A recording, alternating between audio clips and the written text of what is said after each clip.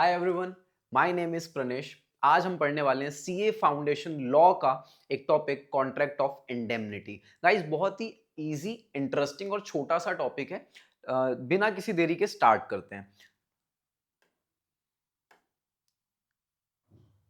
Sir, contract of indemnity, पहली बात तो सर ये स्पेशल कॉन्ट्रैक्ट्स के अंदर आता है। सर सबसे पहले समझते हैं इंडेमनिटी क्या होती है। इंडेमनिटी क्या होती है सर? बुक क्या बोलता है पहले ये देख लेते हैं sir. Indemnity literally means security against loss, okay, or to make good the loss, okay, or to compensate the party who has suffered some loss. Basically sir, जब किसी पार्टी को कुछ लॉस होता है उसको कंपनसेट करना, इस कंपनसेट करने को बोलते हैं सर इंडेमनिटी। ओके सर, एक ना एग्जांपल के साथ समझते हैं, ज्यादा अच्छे से समझ में आएगा। ठीक है बेटा, दो पार्टीज थी ए एंड बी। ठीक है, ए जो है ना बी को प्रॉमिस करता है, प्रॉमिस टू पे। ओके, क्या प्रॉमिस करता है सर? ए बोलता है बी को, तुम ना, नागपुर की एक कंपनी है हल्दीराम नाम की, तो आप हल्दीराम के नाम से बिजनेस चालू करो। बी बोलता है लेकिन अगर उन्होंने, मैं उनके नाम से बिजनेस स्टार्ट करता हूं, उन्होंने अगर मेरे ऊपर केस कर दिया तो ए बोलता है अगर आपको कुछ लॉस होता है तो वो मैं कंपनसेट करूंगा। बेसिकली बेटा, ए बी को क्या प्रॉमिस कर रहा है कि अगर आपको लॉस होता है, प्रॉमिस टू पे द लॉस, तो उसको कौन कंपनसेट करेगा बच्चों? ए कंपनसेट करेगा। ठीक है सर। सर अब ये जो लॉस कंपनसेट करेंगे, ये लॉस किसके कारण होगा तो कंपनसेट होगा बेटा? द लॉस जो खुद ए के कारण हो, बेसिकली। अच्छा, यहां पे ए कौन है बच्चों? ए यहां पे प्रोमिसर है। क्या है? प्रोमिसर। बी क्या है सर? Promisee, promisee. ठीक है बच्चों, जो प्रोमिसर होता है ना, जो प्रॉमिस करता है कंपनसेट करने के लिए, उसको हम बोलते हैं इंडेमनीफायर। क्या बोलते हैं बच्चों? इंडेमनीफायर। ओके। और सर, और जिसको प्रॉमिस किया जाता है उसको हम बोलते हैं बच्चों इंडेमनीफाइड। इंडेमनीफाइड या फिर इंडेमनिटी होल्डर। क्या बोलेंगे बच्चों? Indemnity holder. ठीक सर, तो सबसे पहला सवाल, कॉन्ट्रैक्ट ऑफ इंडेमनिटी क्या होता है sir? Contract of indemnity is a contract where one party promises the other party to compensate the loss. Sir कौन सा लॉस? लॉस, एक सेकेंड, हाँ, loss caused by promisor himself, caused by promisor himself. Okay, मतलब जिसने promise किया सिर्फ उसके कारण ही लॉस होगा तो भी ठीक है, caused by promisor himself. Okay, और by any third party, by any third party, मतलब किसी और व्यक्ति के कारण लॉस होगा तब भी ए ही यहां पे पे करेगा सर। और क्या? By any other reason, by any other reason. Basically sir कभी कभी क्या होती है, नेचुरल कैलामिटीज आ जाती है या कोई और रीजन होता है जिसके कारण लॉस हो जाता है। तो सर कॉन्ट्रैक्ट ऑफ इंडेमनिटी से हम क्या समझते हैं सर? जब एक पार्टी दूसरी पार्टी को ये प्रॉमिस करती है कि अगर आपको कुछ लॉस होगा तो उसको हम कंपनसेट करेंगे, हम उसकी भरपाई करेंगे, तो इसको बोलते हैं बच्चों contract of indemnity. Okay sir, contract of indemnity में कितनी पार्टीज होती हैं? बेसिकली दो पार्टीज होती हैं बच्चों। एक पार्टी होती है इंडेमनी फायर, बेसिकली जो प्रॉमिस करता है ना, उसको अपन क्या बोलते हैं बेटा? इंडेमनीफायर। ओके, और सर जो प्रॉमिसी होता है, जिसको प्रॉमिस किया जाता है, उसको बोलते हैं बेटा इंडेमनीफाइड या फिर इंडेमनिटी होल्डर। तो सर दो पार्टीज होती हैं। ठीक है सर, एक सवाल और कि ए ने बी को प्रॉमिस किया कि प्रॉमिस टू पे द लॉस। कौन सा लॉस सर? जो लॉस खुद प्रॉमिसर के कारण होगा उसकी भी भरपाई करेंगे। ओके, जो लॉस किसी थर्ड पार्टी के कारण होगा, बेसिकली बेटा यहां पे बी को, हल्दीराम अगर बी के ऊपर केस करता है बेटा, है ना, तो लॉस किसके कारण हुआ? हल्दीराम के कारण हुआ, उसकी भी भरपाई यहां पे ए करेगा। और सर किसी भी अदर रीजन से, बेसिकली कभी कभी कुछ नेचुरल कैलामिटीज या कुछ ऐसे रीजन आ जाते हैं बेटा जो इन दोनों के हाथ में नहीं है, तो किसी तीसरे रीजन के कारण भी होगा ना बच्चों, तो उसकी भरपाई भी कौन करेगा बेटा? ए करेगा, यानी कि इंडेमनीफायर करेगा। ठीक है सर, थोड़ा सा रीड कर लेते हैं वापस से बुक में क्या दिया है। Okay, sir contract of indemnity is defined under what बेटा, section 124 of Indian Contract Act 1872. ठीक है, a contract by which one party promises to save the other from loss caused to him by the conduct of promiser himself. ठीक है बेटा, जैसा अपन ने बोला, और by the conduct of any other person. ठीक है सर, जो हमने अभी हिंदी में बात की वही चीज इंग्लिश में दी है कि जब एक पार्टी दूसरी पार्टी को ये प्रॉमिस करती है कि अगर आपको लॉस होगा तो उसकी भरपाई हम करेंगे, चाहे वो लॉस प्रॉमिसर हिमसेल्फ यानी हमारे कारण ही क्यों ना हुआ हो या फिर और किसी और के ही कारण क्यों ना हुआ हो. ठीक है सर, कितनी पार्टीज होती हैं? The party who promises to indemnify, basically indemnifier बच्चों जो व्यक्ति प्रॉमिस करता है उसको बोलते हैं इंडेमनीफायर, हमने अभी बात किया. और the party who is promised to be saved, sir जिसको प्रॉमिस किया गया है, बेसिकली प्रॉमिसी, इसको बोलते हैं बेटा इंडेमनीफाइड या फिर इंडेमनिटी होल्डर. कोई दिक्कत नहीं सर. अब इस बात को समझेंगे कि लॉस जो है उसमें क्या क्या कवर होता है. लॉस जो है उसमें क्या क्या कवर होता है, बेसिकली क्या क्या चीज का, किस किस चीज का लॉस यहां पे सॉरी इंडेमनीफायर पे करने वाला है. एक मिनट. हाँ, the conduct of promiser himself. ठीक है बेटा, जो अपन ने अभी देखा हुआ, या फिर एनी अदर पर्सन. अगले पेज में आ जाते हैं.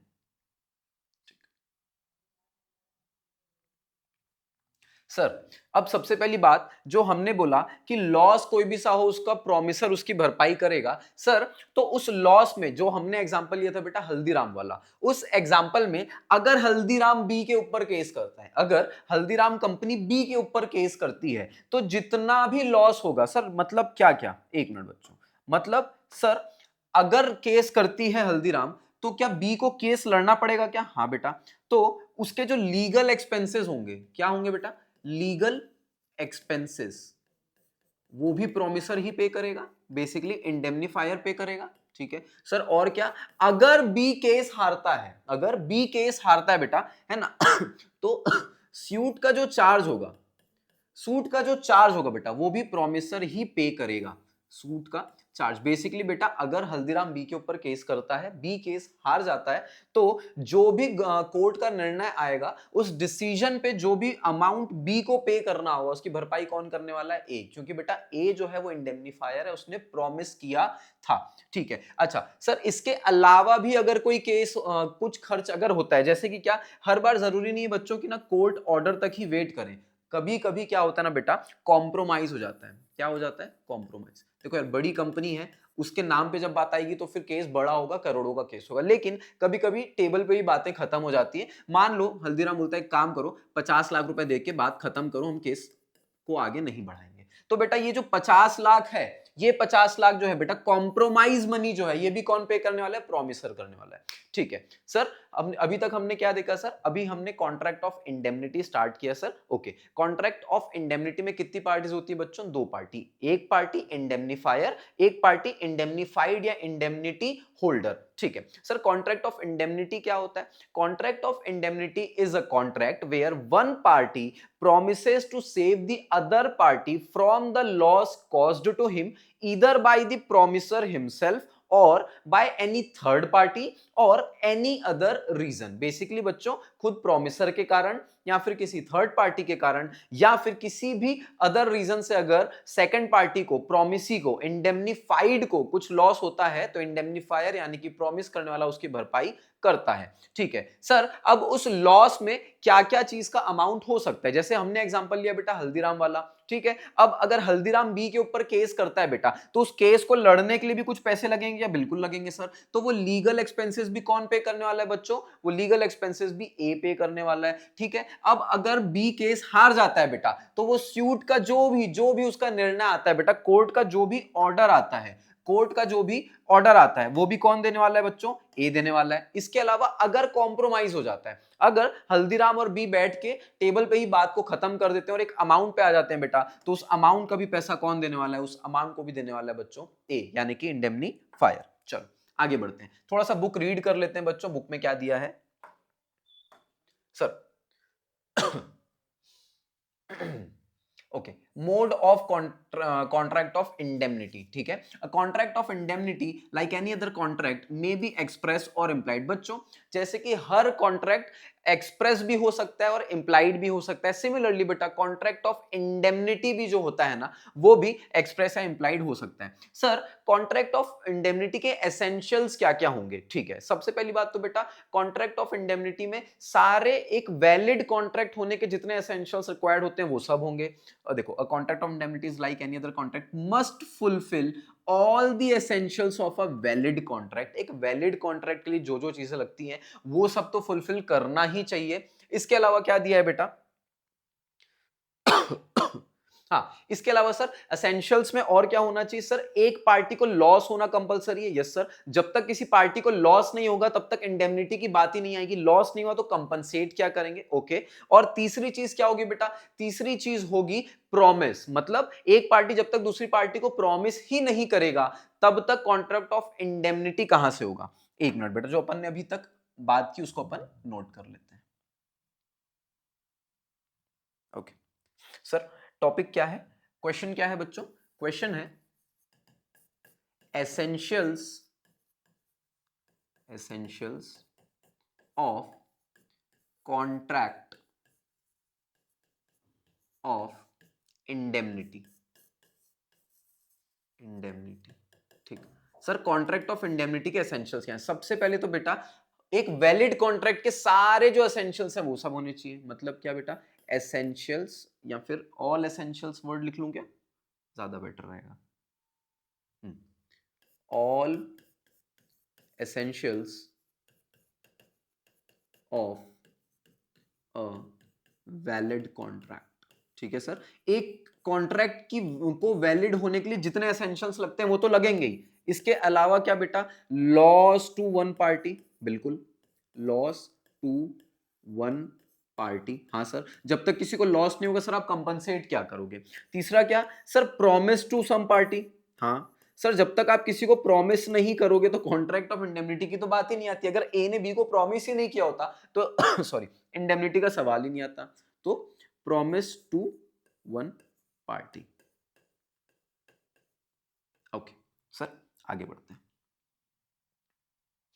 आगे बढ़ते हैं, ठीक सर। ये वही दिया जो हमने अभी हमने देखा था, rights of indemnity holder when sued. जब बेटा जैसे हमारे एग्जांपल में बी के राइट्स क्या क्या थे, क्या कहते बेटा, all damages which he may be compelled to pay in any suit. अगर केस हार जाता बेटा तो जो पैसा देना पड़ता वो प्रोमिसर देगा यानी कि इंडेमनीफायर देगा। All cost which he may be compelled to pay in bringing defending the suit, बेटा लीगल एक्सपेंसेस, केस को लगाने के लिए लॉयर के खर्चे और जो सारे खर्चे होते हैं वो सब, ठीक है सर। और अगर कॉम्प्रोमाइज होता है तो उस कॉम्प्रोमाइज मनी, जो हमने अभी इसके जस्ट पहले बात की वही चीज दी है। और एक चीज हाँ बच्चों, इस पॉइंट को ना हमेशा ध्यान में रखेंगे, क्या लिखा है, अ कॉन्ट्रैक्ट ऑफ फायर और marine insurance is always a contract of indemnity. Sir fire insurance या मरीन इंश्योरेंस बोलेगा ना तो वो हमेशा एक कॉन्ट्रैक्ट ऑफ क्या होता है बच्चों, indemnity. But there is no contract of indemnity in case of contract of life insurance. देखो वर्ड को ध्यान में रखेंगे बच्चों, क्या बोल रहा है, फायर इंश्योरेंस और मरीन इंश्योरेंस ये दोनों तो कॉन्ट्रैक्ट ऑफ इंडेमनिटी है, लेकिन life insurance is not a contract of indemnity, ठीक है सर। लाइफ इंश्योरेंस जो है वो कॉन्ट्रैक्ट ऑफ इंडेमनिटी नहीं होता है, फायर और मरीन इंश्योरेंस होता है, ठीक। ठीक सर, और क्या बोल रहा है, रीड कर लेते हैं। When does the liability of an indemnifier commence, ठीक है।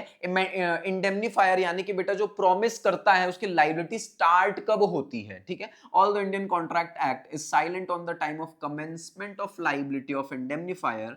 However, on the basis of judicial pronouncements, it can be stated that the liability of an indemnifier commences as soon as the liability of indemnity holder becomes absolute and certain. This principle has been followed by courts in several cases. बेटा सीधी सीधी बात है, जब तक sir indemnity holder या indemnified या फिर वो व्यक्ति जिसको प्रॉमिस दिया गया है, जब तक उसकी लाइबिलिटी एब्सोल्यूट और सर्टेन नहीं हो जाती, जब तक उसको कुछ नुकसान या उसको कुछ पे करना है, ये जब तक एब्सोल्यूट और सर्टेन यानी कि कंफर्म नहीं हो जाता बच्चों, तब तक तक इंडेमनीफायर यानी कि प्रॉमिस करने वाले की लाइबिलिटी कमेंस नहीं होती। सर ऑब्वियस सी बात है सर, एक पार्टी ने दूसरी पार्टी को प्रॉमिस किया था कि यदि आपको लॉस होगा तो हम उसकी भरपाई करेंगे, तो जब तक उसको लॉस नहीं होता, जब तक उसके लॉस का अमाउंट या फिर उसको जो पे करना है वो सर्टेन या एब्सोल्यूट कंफर्म नहीं होता, तब तक मेरी लाइबिलिटी तो बनती नहीं है। ठीक है सर, देख लेते हैं आगे और कुछ। मेरे ख्याल से तो इस टॉपिक पे होगा नहीं।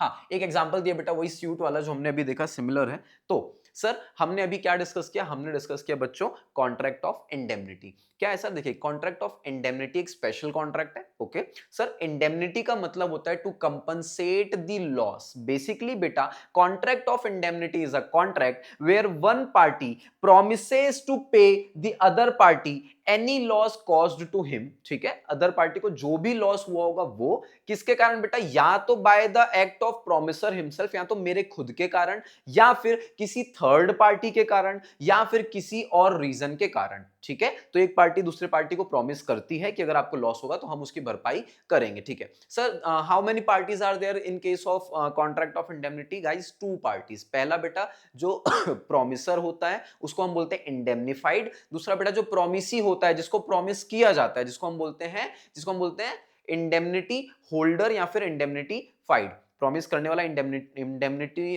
फायर, और प्रॉमिस जिसको मिलता है बेटा उसको बोलते हैं इंडेमनिटी होल्डर। ठीक है, ओके